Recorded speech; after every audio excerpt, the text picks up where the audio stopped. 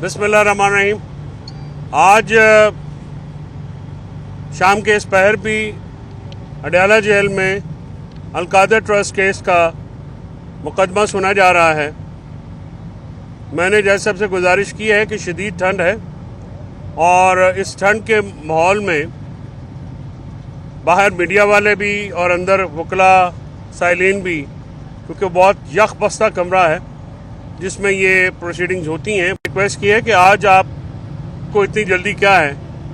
कि अगर आप इसको 2-3 दिन जो है आगे कर लें और मामला जो है उसको सुन के, आर्गूमेंट सुन के वो बाजिद हैं। अलकादर ट्रस्ट केस है क्या, मैं मुख्तसरन आपको ये बताना चाहता हूँ। अलकादर ट्रस्ट केस बुनियादी तौर पे टारगेट किया जा रहा है इमरान खान साहब के सोशल वर्क को।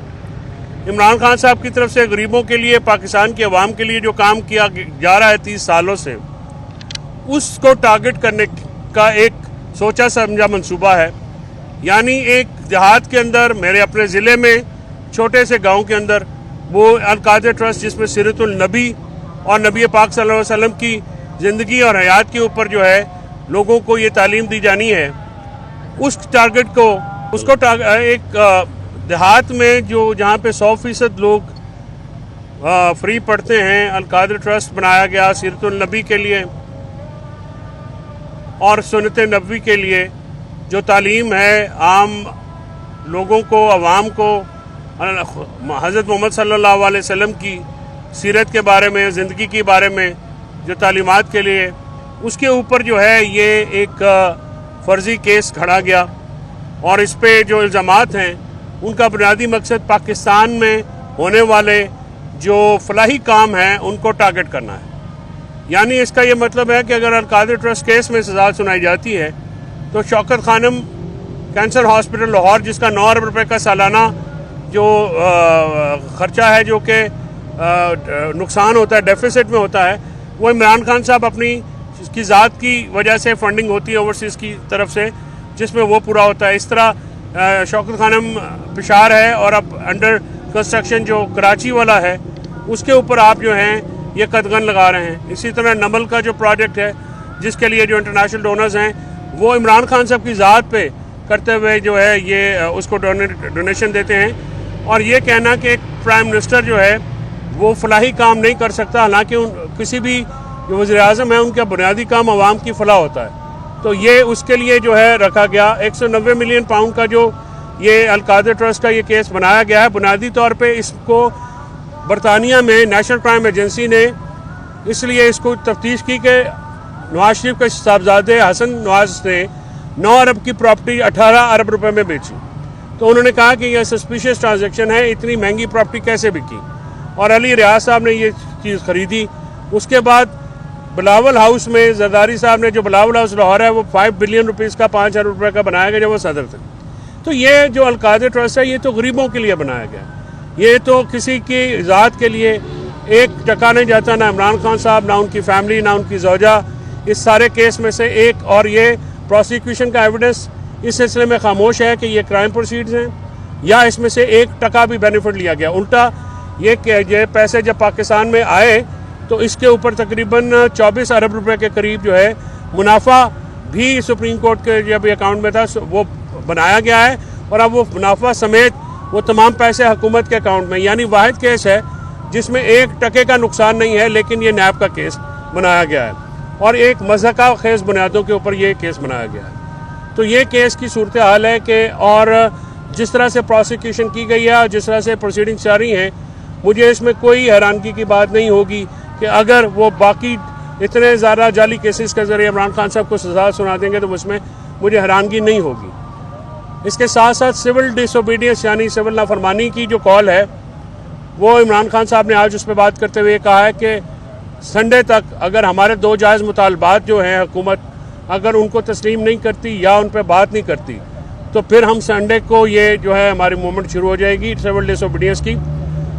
या तो हुकूमत हमारे साथ मुज़ाकरात करे या हमें कन्विंस कर ले पाकिस्तान तहरीक इंसाफ को कि वो इन 2 मामलात के ऊपर मुज़ाकरात क्यों नहीं हो सकते, क्योंकि 9 मई 26 नवंबर के लिए जुडिशल कमीशन एक जायज़ मुतालबा है और असीरान की रिहाई जिनको 9 मई के झूठे केसेस में जो है 1.5 साल से पाबंद सलासल रखा गया है, उन असीरान को, जो सियासी असीरान हैं, उनको रहा करना ये जायज़ मुतालबात है। तो खान साहब ने आज ये बात करते हुए ये कहा है कि या तो आप हमें कन्विंस कर लें कि इनके ऊपर बात नहीं हो सकती, कोई काउंटर एजेंडा है तो वो भी ले आएँ ताकि मुज़ाकरात कर सकें, और अगर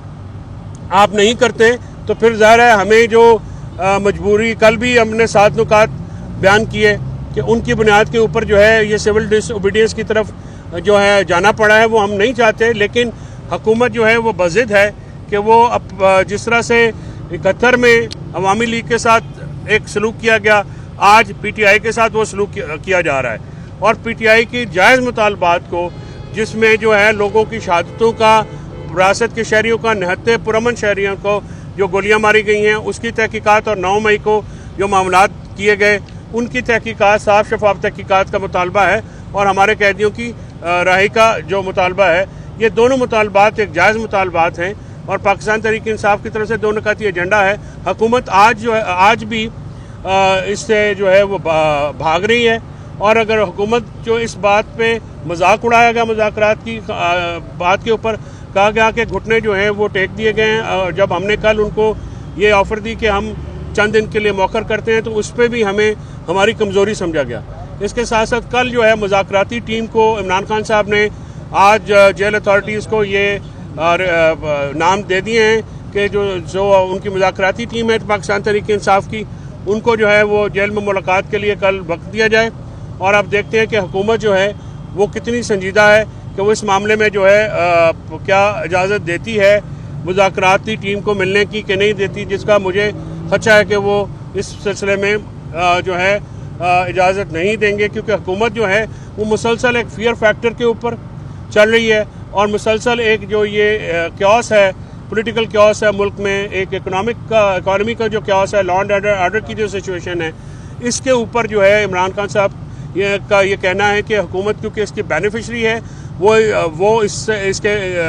अदम इस्तेहकाम जो इस वक्त मुल्क में है उसका फ़ायदा बराह रास्त इनको है, लिहाजा वो टेम्परेचर डाउन नहीं होने देते, और इसी वजह से वो मुज़ाकरात से कतराते हैं और हीले बहाने कर रहे हैं। पाकिस्तान तहरीक इंसाफ की मुज़ाकरात की ऑफ़र बिल्कुल बरकरार है, और इसके साथ साथ जो सिविल जो डिसओबीडियंस है उसकी कॉल जो है नेक्स्ट संडे तक अगर कोई मुज़ाकरात में पेशरफ नहीं होती तो फिर वो अपील जो है ओवरसीज़ पाकिस्तानीज़ के पास चली जाएगी, और ये मूवमेंट जो है इसका आगाज़ कर दिया जाएगा, जिससे हुकूमत को बहुत ज़्यादा नुकसान होगा। क्योंकि जब ये हमारी हुकूमत गिराई गई थी PTI की नो कॉन्फिडेंस मोशन के ज़रिए जनरल बाजवा ने, तो मुल्क को उस वक़्त से लेके अब तक 42 अरब रुपए का जो है नुकसान पहुँचाया गया, और पाकिस्तान जैसा मुल्क जो है वो इस चीज़ से रिकवर नहीं हो सकता। और मुल्क में हुकूमत जो ये कह रही है कि सिविल डिसओबीडियंस की मूवमेंट के ऊपर क्रिटिसिज्म हो रहा है कि जी ये मुल्क से सिंसियर नहीं है, मुल्क को इससे ख़तरा है, तो आपने जो IT इंडस्ट्री के साथ किया, जो आपने मुल्क के दूसरे बिजनेसेस के साथ किया, GDP और जो ग्रोथ हो रही थी उसके साथ आपने किया, तो ये एक हीले बहाने हैं मुज़ाकरात से राह फरार के, इसके अलावा ये कोई नहीं है, इसका कोई जवाज़ नहीं है। तो ये आज की डेवलपमेंट थी जो आपके सामने जो है मैंने रख दी है, और इंशाल्लाह इसके ऊपर मज़ीद बातचीत होती रहे। देखिए जी, समाअत तो टेक्निकली ये 3:30 बजे के बाद कोई टाइम नहीं होता, नहीं चलनी चाहिए, और उसका कोई नोटिफिकेशन भी नहीं है। लेकिन जैसा बज़िद है, ऐसा लगता है कि वो किसी दबाव में हैं, या कोई अदालतें सारी दबाव में हैं। 26वीं तरमीम के बाद अदलिया का इदारा जो है वो वैसे ही उड़ा के रख दिया गया है, उसमें कोई ऐसा काम नहीं है। मैंने तो ये कहा है सब चीफ जस्टिस साहबान को, जजेस साहबान को, जो एडमिनिस्ट्रेटिव कोर्ट्स हैं, कि बस उनके अब कैमरों के बाहर नेम प्लेट्स लग गई हैं, तख्तियाँ लगी हुई हैं चीफ जस्टिस की, उसके अलावा कुछ नहीं रह गया है। अदलिया का निज़ाम जो है, अदल का निज़ाम पाकिस्तान में एक सोचे समझे मनसूबे के ज़रिए उसको जो है वो तबाह किया गया है, ताकि लोग जो हैं इस पर कोई काम ना कर सके। तो ये मामला जो है 26वीं आईनी तरमीम ने पाकिस्तान में जमहूरियत, अदलिया और मीडिया का गला जो है वो घोटा। इस सख्त ठंड में आप सबकी कवरेज का, यहाँ पे प्रेजेंस का मैं बहुत शुक्रिया अदा